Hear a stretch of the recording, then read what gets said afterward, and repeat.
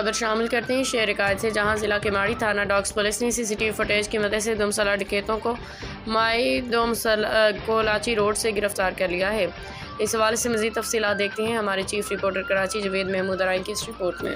بالکل SSP ضلع Keamari captain retired فیضان علی کی خصوصی ہدایت پر ضلع کیماری تھانہ ڈاکس پولیس کی کامیاب کارروائی، 2 مسلح ڈکیت مائی کولاچی روڈ سے گرفتار۔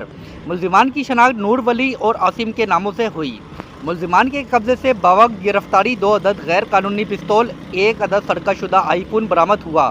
ترجمان SSP ضلع کیماری کے مطابق ملزمان نے بوڈ بیسن کے علاقے میں واردات کرتے ہوئے آئی فون موبائل چھینا تھا، جو کہ ملزمان کے قبضے سے برآمد کر لیا گیا ہے۔ ملزمان کو مذکورہ بالا واردات کی CCTV فوٹیج کی مدد سے شناخت کر کے گرفتار کیا گیا، جبکہ گرفتار ملزم نور ولی پولیس اہلکار کو زخمی کرنے کے جرم میں 7 سال جیل بھی کاٹ چکا ہے۔